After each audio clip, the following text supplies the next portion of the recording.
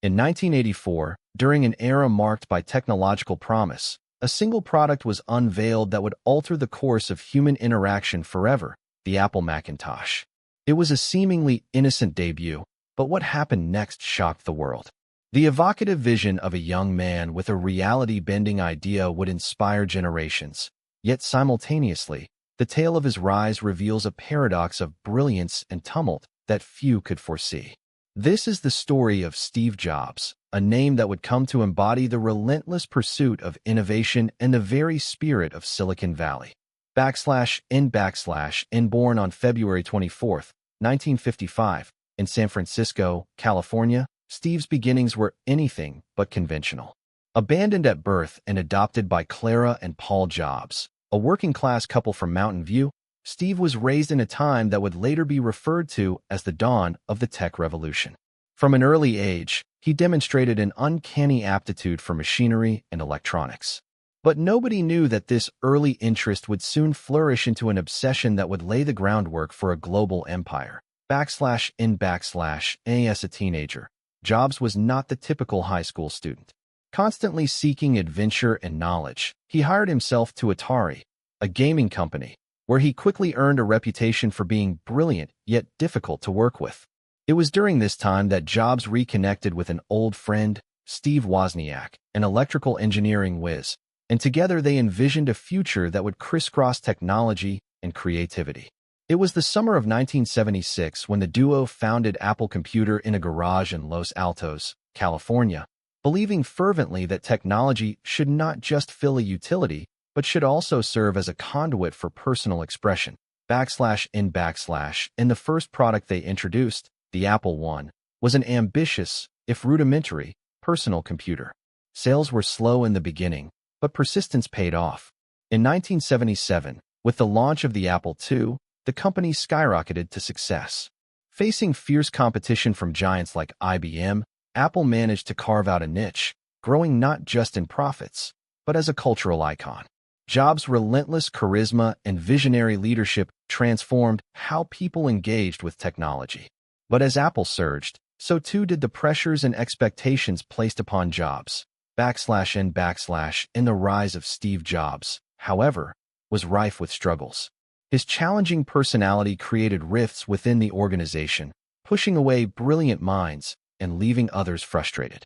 By 1983, Jobs had taken a gamble by hiring John Sculley, a marketing savant from PepsiCo, to steer the company's growth. As tensions grew, the pressure began to take its toll. Jobs was known for his intensity, dealing harshly with anyone he perceived as complacent or incompetent.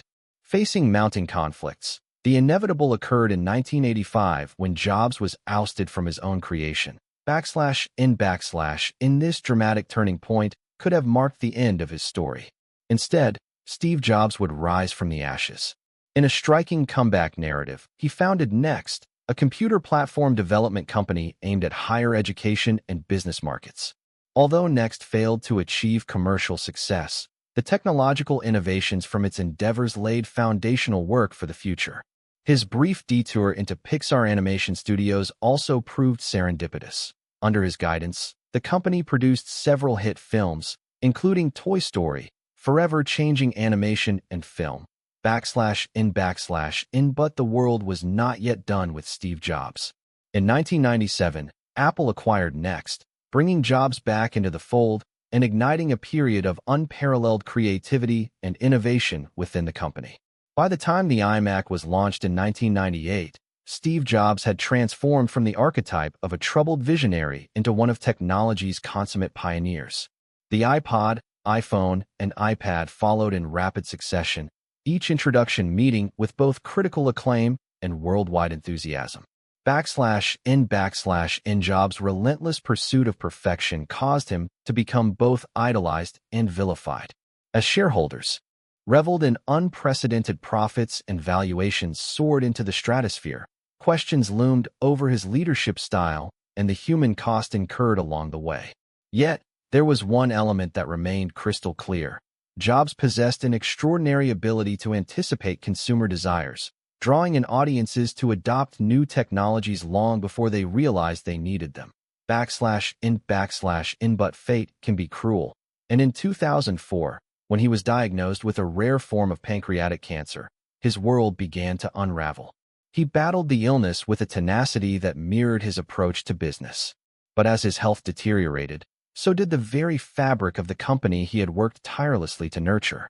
In his absence, the world watched as Apple continued to push boundaries, but doubts lingered. Who could fill the void left by a man who could envision the future? In when Jobs passed away on October 5, 2011, an era concluded. His legacy is not simply about the devices we use, but the cultural and emotional landscape he sculpted. Today, much of our digital existence echoes Jobs' audacious dreams, inspiring other innovators to disregard traditional limitations. As we reflect on the life of Steve Jobs, we understand a truth that resonates deeply today. Innovation is often born from adversity, and the greatest minds thrive amidst uncertainty. What lesson can we carry forward from this remarkable tale? It is that each idea, when pursued with relentless passion, holds the potential to reshape the very fabric of our reality. So, as we navigate the complexities of the digital age, let us remember that legacy of visionaries like Jobs challenges us to think beyond the obvious, to innovate, and, most importantly, to dream.